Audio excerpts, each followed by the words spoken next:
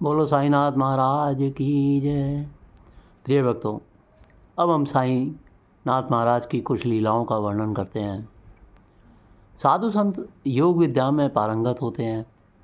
योगाभ्यास द्वारा वे ब्रह्मानंद के समाधि लगाकर अपनी जड़ देह से में स्थित आत्मा एवं सच्चिदानंद परमेश्वर के सत्स्वरूप में एक रूपता स्थापित करते हैं।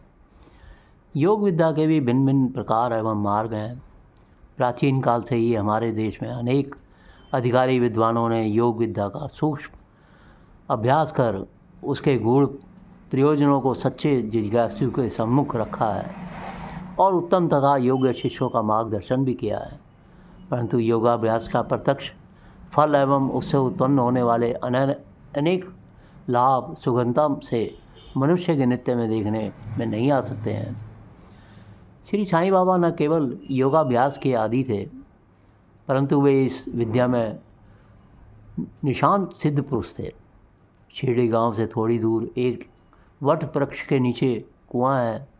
वहाँ वे हर तीसरे दिन स्नान के लिए जाया करते थे। ऐसे ही एक अवसर पर योग विद्या का एक चमत्कार प्रत्यक्ष देखने में आया। स्नान के समय अपना उदर साफ करते समय श्री साईं महाराज ने अपने पेट की अंतड़ियों को बाहर निकाला और उन्हें अंदर बाहर से साफ सुथरी करने के पश्चात समीप के जामुन वृक्ष की एक शाखा पर सुखाने के लिए लटका दिया। योग विद्या का यह अद्भुत चमत्कार शिरडी गांव के अनेक लोगों ने अपनी आंखों से प्रत्यक्ष देखा और उसकी सत्यता के संबंध में प्रमाण भी दिए गए। श्री साईं महाराज की सेवा के लिए अष्ट सिद्धियाँ सदैव उपस्थित रहती थी। उन्हीं के बल पर वे अपना शरीर वायु की भांति हल्का बनाकर अधर में टंगे हुए तख्ते पर सो सकते थे और खोलते हुए तेल और कढ़ाई में हाथ डालने जैसी आश्चर्यजनक एवं हतबुद्धि करने वाली क्रियाएं सहज ही करके दिखा सकते थे। यद्यपि अष्टसिद्धियाँ संपूर्णतः उनके वश में थी, तथापि उन्होंने किसी अवसर पर केवल स्वार्थ बुद्धि से प्रेरित होकर उन्होंने उसका उपयोग नहीं किया। सचमुच ही श्री साईं महाराज पूर्णावस्था में पहुँचे हुए एक सिद्ध पुरुष थे। श्री साईं बाबा अतीन्द्रिय भी थे। एक ही क्षण में भिन्न भिन्न देह धारण कर भक्तों को दर्शन दिए जाने के अनेक अनुभव भक्तों को प्राप्त हुए हैं। योगाभ्यास द्वारा रिद्धि सिद्धियाँ प्राप्त करने के पश्चात सिद्ध पुरुषों को यह अनेक शक्ति उपलब्ध होती है। एक दिन श्री बाबा के भक्त लोगों ने नित्य नियम के अनुसार रात्रि में उनकी आरती की। जब दूसरे दिन वही भक्त लोग पुनः उनके दर्शनों के लिए गए तो श्री साईं महाराज ने कहा, कल मैं दक्षिण दिशा की ओर घूमने गया था। श्री बाबा के इस कथन का कोई अर्थ नहीं लगा पाया। केवल आश्चर्य प्रकट कर सब लोग बैठे हुए देखते रह गए। कुछ ही समय बीता होगा कि वहाँ दक्षिण की ओर से एक गांव की ओर से एक व्यक्ति आया। उसने बताया, कल शाम को श्री बाबा हमारे गांव में पधारे थे। यह सुनकर उपस्थित भक्तों ने श्री बाबा के पहले कहे हुए शब्दों का अर्थ तुरंत ही समझ लिया। वे श्री साईं महाराज की एक ही समय में दो या अधिक देह धारण कर सकने की अति इंद्रिय शक्ति से पूर्णतः परिचित हो गए।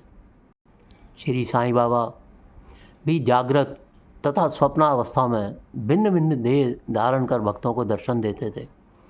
एक रात्रि में श्री बाबा ने श्री बलवंत राय खापड़े को स्वप्न में दर्शन दिया और उनके घर पर भोजन कर आनंद से झूले पर कुछ समय बैठकर पान खाकर चले आए।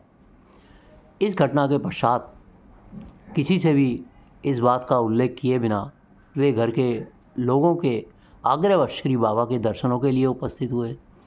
उन्हें देखते ही श्री बाबा बोले, कल शाम को मैं आपके घर पर जाकर पेट भर भोजन किया, परंतु आपने मुझे कोई दक्षिणा नहीं दी। यह कहकर उन्होंने बलवंत राय जी से तुरंत दक्षिणा प्राप्त की।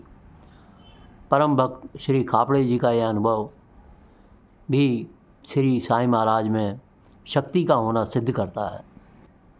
बहुत से लोगों का विचार था कि श्री साईं महाराज लिखना पढ़ना नहीं जानते थे, क्योंकि उन्होंने अपने जीवन काल में न कुछ लिखा था और न ही कुछ पढ़ा था। परंतु जो सत्पुरुष आत्मज्ञानी होते हैं उन्हें वर्तमान काल की नहीं अपितु भूत तथा भविष्य की भी बातों का यथार्थ ज्ञान होता है।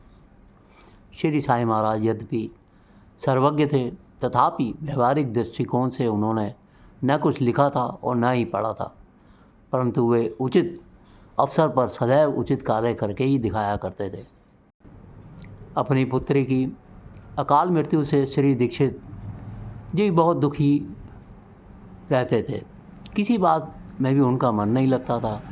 दुख से पीड़ित एवं म्लानमुख श्री दीक्षित जी श्री साईं महाराज के पास बैठे हुए थे। उसी समय डाकिया दीक्षित जी के नाम का एक पार्सल लेकर वहाँ पहुँचा। दीक्षित जी ने भावार्थ रामायण की एक प्रति मंगवाई थी। पुस्तक का वाचन आरंभ करने से पूर्व दीक्षित जी ने वह श्री बाबा के हाथ में दे दी। श्री बाबा ने पुस्तक उल्टी पकड़कर उसके कुछ पृष्ठ पलटे और अंत में दीक्षित जी को किष्किंधा कांड का वह प्रसंग पढ़ने की आज्ञा दी, जिसमें बाली का वध हो जाने पर उसकी शोक निमग्न पत्नी तारा को श्री रामचंद्र जी ने उपदेश दिया है। श्री बाबा ने दीक्षित जी को उस समय की मनस्थिति तथा मनोव्यथा को देखकर ही उन्हें एक यथोचित प्रसंग पढ़ने की आज्ञा देकर सचमुच ही अपनी दिव्य एवं अलौकिक शक्ति का परिचय दिया था। एक समय बापू साहब शास्त्री नामक एक सज्जन श्री साईं बाबा के दर्शनों के लिए शिरडी पहुँचे। काशी से पवित्र गंगा नदी का जल वे अपने साथ लाए थे। शास्त्री जी ने गंगा के पवित्र जल से शास्त्रों के अनुसार श्री बाबा का अभिषेक किया और अगले दिन सज्जनगढ़ के लिए प्रस्थान करने की आज्ञा मांगी। श्री बाबा ने कहा, अवश्य जाओ, उधर भी मैं ही हूँ। श्री बाबा की आज्ञा के अनुसार शास्त्री जी सज्जनगढ़ पहुँच गए और रामदास नवमी के दिन प्रातःकाल कोई 5 बजे के लगभग श्री बाबा ने उन्हें प्रत्यक्ष दर्शन दिए और उन्हें अपने पैर दबाने की आज्ञा दी। शास्त्री जी को थोड़ी देर अपनी सेवा का अवसर देकर श्री बाबा अदृश्य हो गए। इस संसार के जाल में फंसे हुए मनुष्य को सद्गुरु की आवश्यकता है या नहीं, इस प्रश्न को लेकर अन्ना साहेब दाभोलकर और श्री काका साहेब दीक्षित दोनों ने प्रत्यक्ष पर ब्रह्म श्री साईं महाराज के सन्मुख चर्चा की। उसके बाद एक दिन बाहर जाने के लिए आज्ञा मांगते हुए काका साहब ने यूं ही प्रश्न किया, बाबा कहाँ जाऊं? तो बाबा ने कहा, ऊपर जाओ। इस पर श्री काका साहब ने तुरंत ही दूसरा प्रश्न किया, परंतु वह मार्ग कैसा है? तब श्री बाबा बोले, अरे भाई, ऊपर जाने के लिए अनंत मार्ग हैं। एक मार्ग यहीं शिरडी से है, परंतु यह मार्ग बड़ा भयानक और संकटपूर्ण है। शेर, चीते, भेड़िए आदि हिंसक पशु अपने जबड़े खोले हुए मार्ग रोक के बैठे हैं। इस पर काका साहब ने बाबा से दोबारा पूछा, बाबा यदि हम कोई कुशल मार्गदर्शक साथ में ले लें तो श्री बाबा ने शांतिपूर्वक उत्तर दिया, ये बहुत ही अच्छी बात है। योग्य मार्गदर्शक मिला तो आप अवश्य ही अपने निर्दिष्ट स्थान तक पहुंच सकते हैं। वह मार्ग के सभी विघ्नों एवं संकटों को दूर कर उनसे बचाकर आपको सही मार्ग दिखाएगा और आपको अपना अंतिम ध्येय प्राप्त होगा। श्री साईं महाराज के उद्गार सुनकर श्री अन्ना साहेब दाभोलकर जी के मन में यह पूर्ण विश्वास उत्पन्न हो गया कि सद्गुरु ही सच्चा मार्गदर्शक है। गुरु का आशीर्वाद भी प्राप्त किए बिना किसी भी व्यक्ति के लिए यह भवसागर पार करना, मोक्ष का पद पर पहुंचना संभव नहीं है। केवल धार्मिक ग्रंथों का पारायण करके या संतों के प्रवचनों को सुनकर मनुष्य अपनी आध्यात्मिक उन्नति नहीं कर सकता है। परमार्थ प्राप्ति के लिए सद्गुरु की अत्यंत आवश्यकता है। इसलिए परमेश्वर बार बार अवतार लेकर भक्तों को अनुकूल अवसर देता है। परमेश्वर प्राप्ति के लिए प्रयत्नशील भक्तों को यही चाहिए कि वे सद्गुरु के चरणों में अविचल निष्ठा एवं पवित्र भक्ति भाव से पूर्ण समर्पण करें। श्री साईं महाराज के मुख से निकले हुए सहज उद्गारों से भी विश्व की गहन गूढ़ पहेली का निराकरण करने वाला महान तत्वज्ञान भरा रहता था। उनकी भाषा, व्यवहार आदि साधारण जन के लिए तो कभी भी हल न होने वाली पहेली के समान थे। एक बार श्री साईं के परम भक्त काका महाजनी श्री कृष्ण जन्माष्टमी के उत्सव में सम्मिलित होने के लिए 8 दिन का अवकाश लेकर शिरडी पहुँचे। जब वे श्री बाबा के दर्शनों के लिए द्वारकामाई में गए तो श्री बाबा ने अचानक प्रश्न किया, काका तुम वापस कब जाओगे? श्री बाबा का यह प्रश्न सुनकर अपने मन की इच्छा प्रकट न करते हुए महाजनी हाथ जोड़कर बोले, बाबा जब आप कहेंगे मैं उसी क्षण वापस जाने के लिए तैयार हूँ। इस पर बाबा ने उत्तर दिया, अच्छा तो फिर तुम सुबह की गाड़ी से वापस चले जाओ।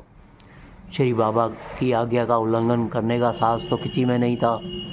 श्री बाबा की आज्ञानुसार महाजनी दूसरे ही दिन बम्बई पहुंचकर अपने कार्यालय में उपस्थित हो गए। वहां जाकर उन्होंने देखा कि उनका उच्च अधिकारी बड़ी कठिनाई में पड़ा हुआ था। कार्यालय का एक अन्य कर्मचारी रोगग्रस्त हो गया था और इस कारण कार्यालय का सारा काम रुका पड़ा था। महाजनी को उनका स्वीकृत अवकाश रद्द कर शीघ्र बम्बई आने का पत्र भी उन्होंने एक कार्यालय से शिरडी भेजा था। कुछ दिनों पश्चात वह पत्र वापस बम्बई आ गया। शिरडी में काका साहब को देखते ही उनके बम्बई कार्यालय में जो अव्यवस्था उत्पन्न हो गई थी वह श्री बाबा के ध्यान में आ गई थी और उन्होंने पत्र मिलने से पूर्व ही तुरंत काका साहब को बम्बई लौटने का परामर्श दे दिया था। श्री साईं बाबा की इस लीला से यह स्पष्ट है कि वे अपने भक्तों की कठिनाइयों के प्रति भी बहुत ज़्यादा जागरूक रहते थे। एक समय कृषि विभाग में इंस्पेक्टर के पद पर काम करने वाले श्री साईं बाबा के एक भक्त श्री नाना साहब बेरे जब अपने मित्र के साथ बाबा के दर्शन के लिए गए तो बाबा ने उनसे कहा, आप लोग तुरंत ही यहाँ से चले जाओ। श्री बाबा की आज्ञा मानकर बेरे वहाँ से चल दिए। उन्होंने तांगे वाले से तांगा तेज चलाने के लिए कहा। बेरे के अन्य मित्र एक दूसरे तांगे में बैठे हुए पीछे पीछे आ रहे थे। वे सब जोर से चिल्लाकर बोले, अरे बेरे भाई इतनी जल्दी क्या है, अभी तो गाड़ी आने में काफ़ी समय है, धीरे धीरे चलो। बेरे ने अपने मित्रों की बात पर ध्यान नहीं दिया क्योंकि उन्हें श्री साईं महाराज में पूर्ण आस्था थी।